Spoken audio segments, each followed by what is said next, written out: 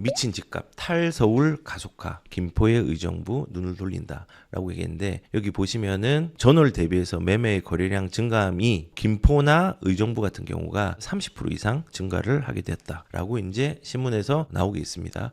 여기가 기준이 뭐냐? 서울의 접경 인접한 경기의 7개의 시 아파트의 거래량을 분석한 결과 김포와 의정부도 이제 확산세가 조금 이어지고 있다. 왜냐하면 집값이 너무 비싸니까 내 가격에 맞는 걸로 가야 되잖아요. 그렇게 이제 움직이고 있는 겁니다. 그래서 3월 달에 김포와 의정부가 매매 거래량이 김포는 한 460건 정도 됐고 의정부가 한 498건 정도 됐거든요. 근데 이번에 3월 달이 2월 달과 비교를 해보면은 실질적으로 36%랑 30%가 늘어났고 아마도 요 속도는 5월이 지나면 조금 더 빨라지지 않을까. 하반기에 더 빨라질 거라고 예상을 하고 있습니다. 그래서 아까 제가 이제 말씀을 드렸죠. 지금은 나는 비싼데 들어갈 거야의 문제가 아니라 내 재정에 부합하는 최적의 집을 고민을 해봐야 됩니다. 그리고 아까 말한 것처럼 가격이 올랐던데 주변을 봐라. 그 주변으로 퍼진다라고 얘기를 했는데 일단은 저는 개인적으로는 이거는 광고긴 한데 맞는 말이라서 제가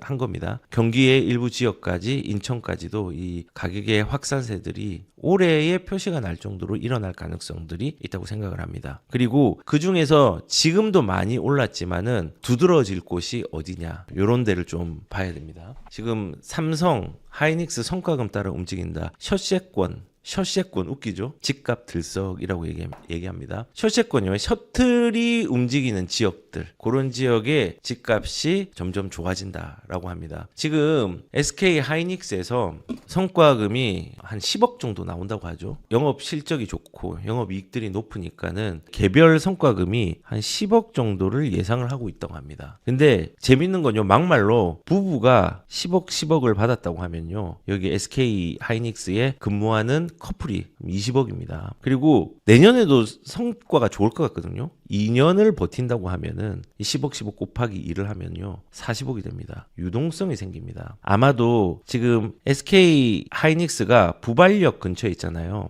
지금 또 실거주를 해야 되는데 실거주를 부발역 근처에 있는 빌라나 이런 데 하지 않을 거란 말이에요. 그러면 이 사람들은 어디로 갈까요? 제 생각에는 갈 수 있는 데가 조금 정해져 있죠. 셔세권이기도 한데 이 사람들이 그나마 선호할 곳은 용인이죠. 용인. 그리고 화성, 동탄. 그래도 출퇴근이 가능한 곳이니까. 그리고 수원, 영통. 그리고 분당. 여기에 수요가 좀 많을 것 같아요. 그리고 난 진짜 좋은 집을 좀 몸테크해서 가고 싶다라고 하면은 나중에 뭐 한 몇 년 있다가 강남권으로나 이렇게 이동을 생각을 하겠죠. 근데 이제 궁극적으로 얘기하는 건요. 지금 이렇게 성과금이 많이 나오는 지역에서 돈이 풀리는 거잖아요. 그러면은 그 주변의 집값도 자극이 분명히 될 가능성이 큽니다. 아니 지금도 집값 많이 오르지 않았냐라고 이제 얘기를 할 수 있는데 실거주의 유동성 수요가 지금 여기 있는데 마포가 좋다 해서 마포에서 이천으로 갈 수 있는 건 아니에요. 부발역까지 갈 수 있기는 어렵잖아요. 보통 이런 데서 이제 선택을 할 거란 말이에요. 그러면 이런 동네의 가격들도 저는 개인적으로는 자극이 많이 될 거라고 생각을 합니다. 그래서 일단은 지금 매매의 가격들은 이런 퍼짐과 이제 5월 9일 이후에는 비규제적으로 확산의 속도 그런데 거꾸로 지금 강남권에도 뱃머리를 조금 돌려가지고 가격이 둔화가 좀 줄어들고 오히려 오름세의 양상들이 고개를 치켜들고 있다. 이런 부분까지 이제 참고를 하시고 이제 하반기를 좀 준비를 하는 과정들을 가졌으면 좋겠다는 생각이 듭니다. 근데 이제 지금 얘기한 거는 이제 집을 사실 분들한테 관심이 많이 가는 건데 문제는 지금 진짜 우리 모두가 지금 안타까워하고 있습니다. 안타까워하고 있는데 그들은 박수를 치고 있죠. 저는 지금 세입자들이 진짜 심각하다고 생각을 하거든요. 지금 전세 품귀 현상에 40% 오른 노룩 계약. 저번 주에도 제가 노룩 계약에 대해서 얘기를 좀 드렸죠. 그래서 매물이 1년 새에 45% 급감을 하고 그다음 홍제동 5구 타입 2달 새에 1억 8천 오르고 수급 불균형 심화로 62주째 연속으로 상승했고 62주째면요. 지금 전세가가 작년 2월부터 계속 쉬지 않고 올랐다는 겁니다. 꾸준하게. 그리고 제일 극심한 데는 서울 전세값 어딘 줄 아십니까? 노원구라든지 이런 데가 진짜 제일 극심하죠. 노원구, 하급지들 제가 저번에 말씀드린 것처럼. 그리고 실제로 전세가 많이 없어서 상당히 어려움을 겪는 사람들이 많이 있습니다. 작년 2월 달부터 전세가가 꾸준히 오르고 있는 겁니다. 근데 문제는 뭐냐? 전세가 사람들이 생각할 때 지금 수도권만 힘드냐? 수도권에 실거주 있잖아. 아닙니다. 지금 이거는 전국의 문제입니다. 전세가 지금 심각합니다. 진짜 이거 무주택자들이 좀 선택을 했으면 좋겠어요. 지금 대전 같은 경우도 2023년 딱 2년 전입니다. 2년 전하고 비교를 할 때 4,000개가 있었는데 지금은 한 1,300개 정도 급감을 했습니다. 그리고 여기 속도 보이시죠? 전남도 마찬가지입니다. 이렇게 있다가 급감을 했습니다. 경기도 말할 것도 없습니다. 6만 건에서 10,000건대로 줄어들었습니다. 세종도 마찬가지입니다. 세종도 2,000개, 2,400개 정도 있다가 이거 자체가 500개 정도로 줄어들었습니다. 인천도 마찬가지입니다. 전세 물량입니다. 전세. 경남 심각합니다. 부산 미쳤습니다. 얘도. 전세가 16,000건에서 거의 이제 4,000건대로 내려왔습니다. 대구도 전세가 없습니다. 서울 당연히 전세가 없습니다. 충남 전세가 없습니다. 경북 전세 없습니다. 충북 전세 없습니다.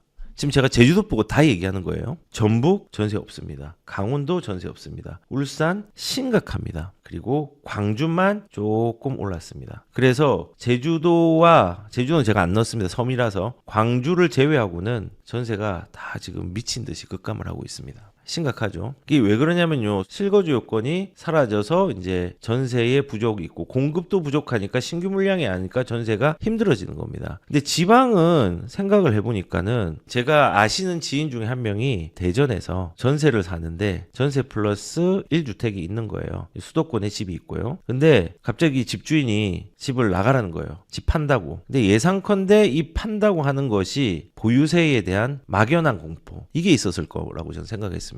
왜냐하면 주택이 한 개 있으면은 상관없는데 비거주 주택에 대해서도 보유세에 대한 문제가 생긴다고 하고 다주택자라면은 보유세 문제가 생기니까는 실질적으로 이 집을 나가라고 한 겁니다. 전세 나가세요. 저는 집을 팔겠습니다. 이분은 이제 놀란 거죠. 왜냐? 이재명 정부에서 비거주 주택을 한 개 있고 플러스 집 한 채가 있으면은 전세 대출 만기가 되었을 때 이거를 연장을 안 해준다 했거든요. 너무 놀란 거죠. 놀라가지고 시장에 찾아갔습니다. 대전에 있는 전세를 찾으려고 빨리 찾으려고. 이거 아직까지 시행 안 됐거든요. 갔는데 대출은 된대요. 다행히 연장은 된대. 그래서 전세를 찾아보니까는 대전에 대부분 뒤져보니까는 나한테 맞는 물건이 전체 대전에서 5개 내외인 거예요. 그래서 하나씩 이제 찾아봤대요. 찾아보니까는 너무 낡거나 아파트 대비해가지고 집값이 전세값이 너무 높거나 뭐 이런 것들이 생긴 거죠. 이게 비단 수도권의 전세 문제만 있는 게 아니라 지금 지방도 이런 다주택자, 비거주 1주택자에 대한 부분들을 제재를 해서 실질적으로 영향을 미치고 있습니다. 실질적으로.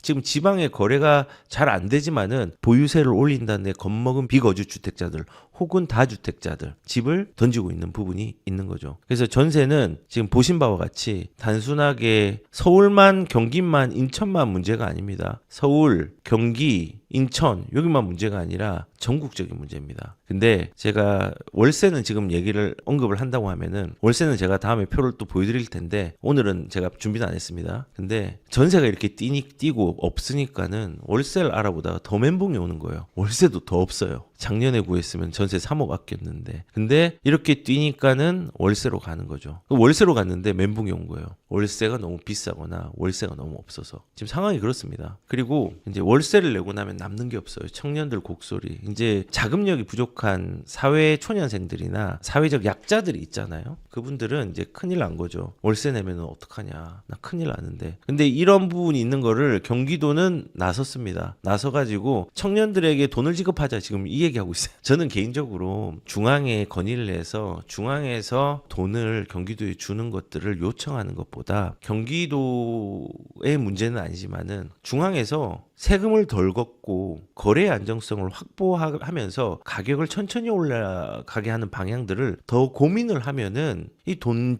지급을 하는 것보다 훨씬 더 유익할 거라고 생각을 하거든요. 지금 뭐 청년들 곡소리 나겠죠. 주거비가 너무 비싸니까. 근데 이 주거비가 왜 비쌀까 생각을 한번 해보셔야 됩니다. 돈이 많이 풀리면 통화량이 팽창하면은 가격이 올라갑니다. 지금 정부에서 돈 굉장히 많이 풀고 있잖아요. 돈이 많아지면 시중에 많아지면요 화폐 가치가 떨어지잖아요. 근데 그 양이 커지거나 시장에서 수급 불균형을 만드는 정책들을 만들면 그게 가속도를 높거든요. 지금 그런 상황에서 수급 조절, 그다음에 공급 안 나오죠. 공급 안 나오는데 세입자들을 공급해주는 다주택자를 막아버렸죠. 그다음에 실거주하라고 1주택자들만 거래할 수 있도록 하죠. 그리고 집 여러 개 가진 거는 문제라고 하죠. 그러니까 당연히 청년들은 재정 상황이 안 좋으니까 힘들 수밖에 없죠. 그래서 저는 지금 정책들을 지금과 반대로 하면요, 시장에 순간적으로 가격들이 급등하는 시기들은 있을 수 있지만은 그 시장의 가격들은 시장이 자정작용으로 잡을 거라고 생각합니다. 근데 이런 와중에 박수 치는 사람이 있죠. 저번 주는 서울 상황만 얘기했는데